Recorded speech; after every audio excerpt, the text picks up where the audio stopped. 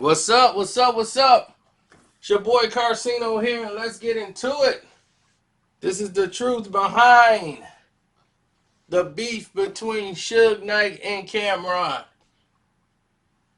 Let's get into it.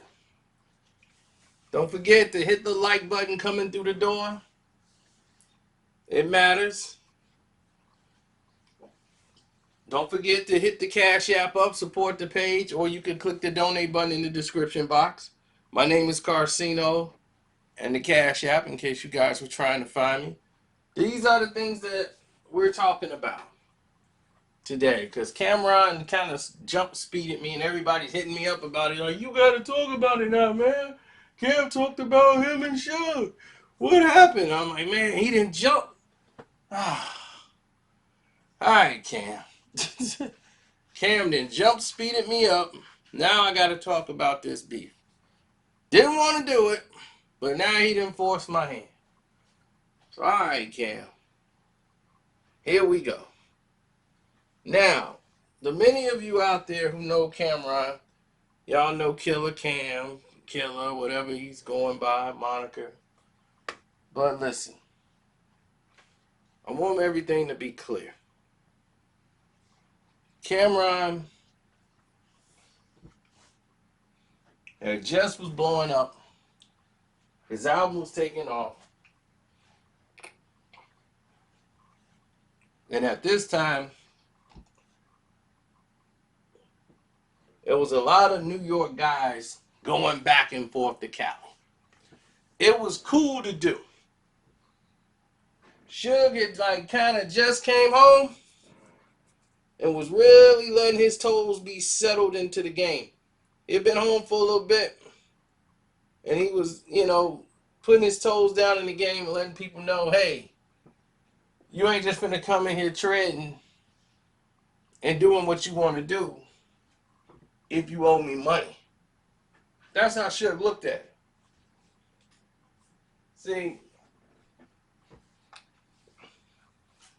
at this time, Daz, who claimed he was off of Death Row Records and his property of what he produced is property of his, he owns it.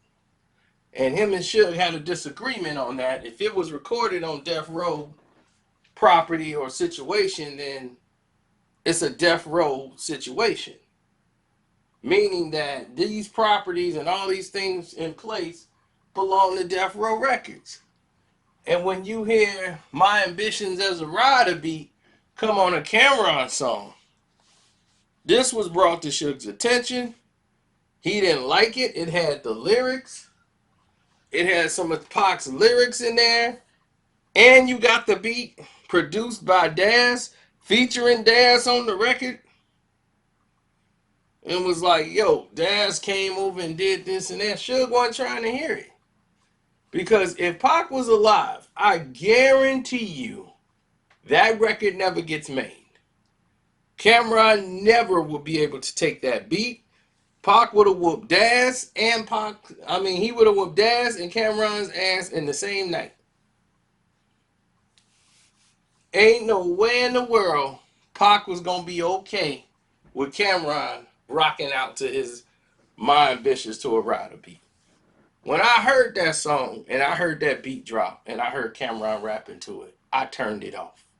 I cannot tell you how that beat went past 10 seconds when it was playing and I heard them doing Pac lyric. I said, oh my God. Click, click, click. I knew it was going to be some waves. See, unlike Jay-Z, who got shook down by Suge, he ran Suge his money. And then basically Suge strong-armed him and made him do to Me and My Girlfriend. He was going to kick something back to Death Row. And that's just how it was. He paid for using Tupac's lyrics on another song and all this Biggie stuff. And he was Pac, Pac, Pac. I love Pac. All on his records. Ever since that California tie-down. Now, Camron is unaware of a lot of this stuff. He think he's just making a hot record. So he goes out to California like it's all sweet. So when he was out there, you know, the album's hot, they promoting it. They were waiting for this. And Suge know the owner of the club, you know, everybody in the club. So when Camron was there, Suge comes in and they was like, oh man, Suge's here. They had no knowledge that there was a problem. There was no waves. Suge come over with his stogie and was like, yeah, man. Hey, what's up? I want to talk to you. Yeah, I heard your new record. Yeah, it's kind of hot. But you owe me some money. Man, what? What kind of peanut butter and jelly stuff you coming with, Brazzy? I don't owe you no money. Nah, nah. See? You cut a record and you took one of my songs. You got Tupac song on there, My Ambitions as a Rider. That's Death Row. So you owe me some money. It was, man, Daz brought that beat over, man. Daz came over and he checked that, man. I don't owe nobody nothing, man. You gonna have to take that up with the record company. Cause I don't owe nobody anything, man. So if you know, you gotta talk to Rockefeller and Def Jam and Russell and all of them because they gonna have to run you your money, man. Nah. You gotta talk to them. See, cause you here right now.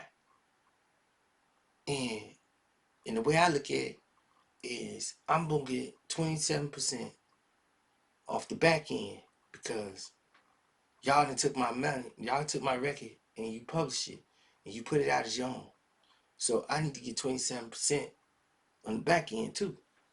And you need to try to work that out because you here right now.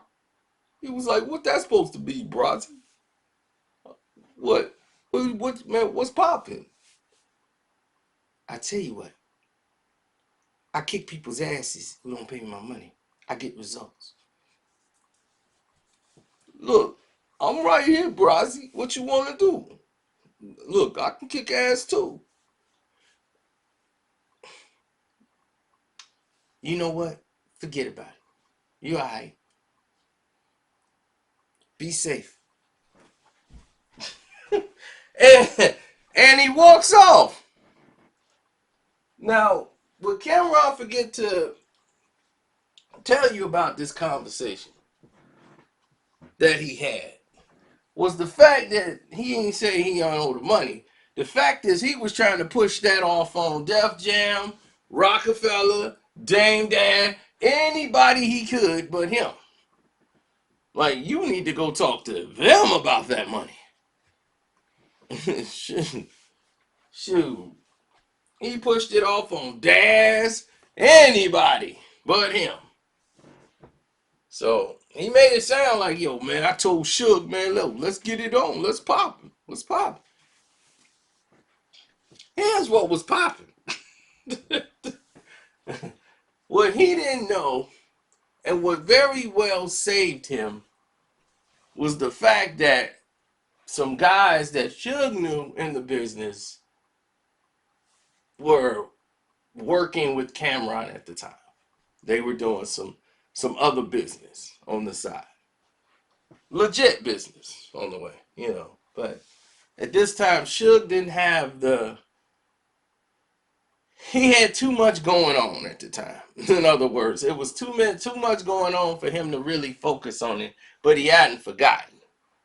And Suge wanted to make him aware of it so that Cameron could go back and tell them, hey, Suge is unhappy about this and that, say y'all want some money for this. But the thing is, Daz claimed he owned the beat. Daz provided it. Daz came and redid it. They didn't do a sample of the Tupac record. He just came and redid it. Suge thought if I could shake him a little bit, he might just go ahead and give me something. But some things was going to happen. It's just that, unfortunately, Suge got popped off with a pistol shortly after that. He got popped off with a pistol and had to go to jail right shortly after. So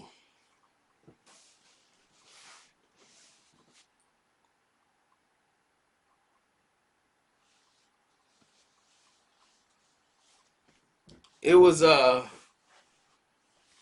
think it was my goodness, what was going on at that time? It was some craziness. There's a lot of craziness going on at that time, but I think he got popped off with a pistol. Um, or something happened where they had him in court. It's a lot of nonsense going on at that time, but he was shaking up the scene, and Jay-Z had to get shook up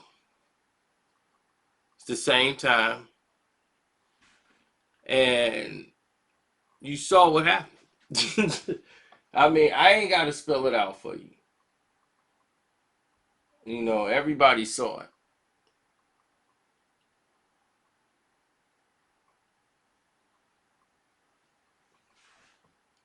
You saw Camron come along and do his thing. You saw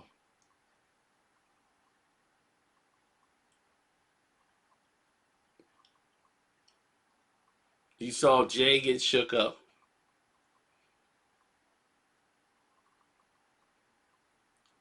And I'm really talking in circles, but you my guys. So I'm gonna give y'all the real. Okay?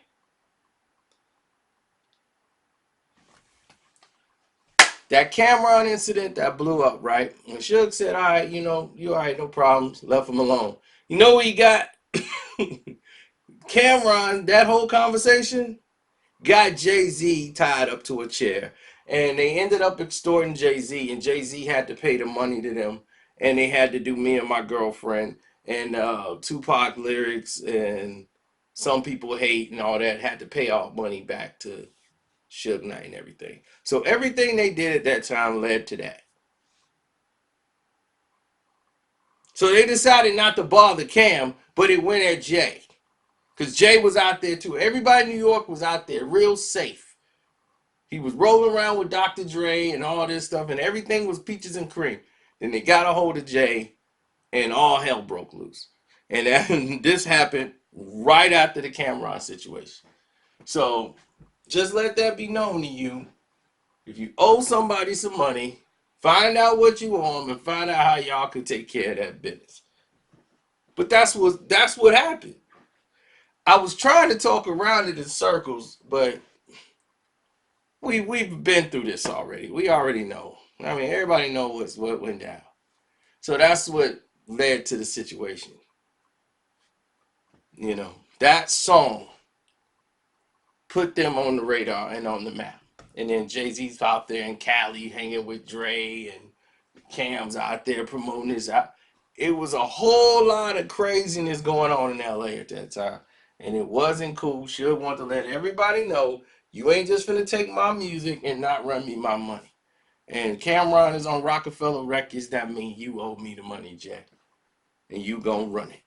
And this is how you gonna pay me back. And they cut a deal. Next thing you know, Jay-Z is got Beyonce, and they all I need in his life is me and my girlfriend. And I'm like, man, oh, he forgot to just say Death Row Records.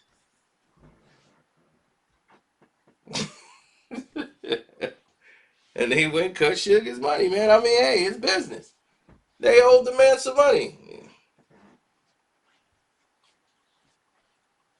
I mean, Daz is the one that really put people in that predicament. Daz knew he was doing something dirty. So y'all tell me who was wrong in this situation. Was Suge wrong in the way he handled it? Was Daz wrong? Was Cam wrong? Who was wrong in this situation? Let me know in the comment section. It's your boy Carcino. I'm out. Don't forget to show love to the page again. My Cash App is Carcino. We out.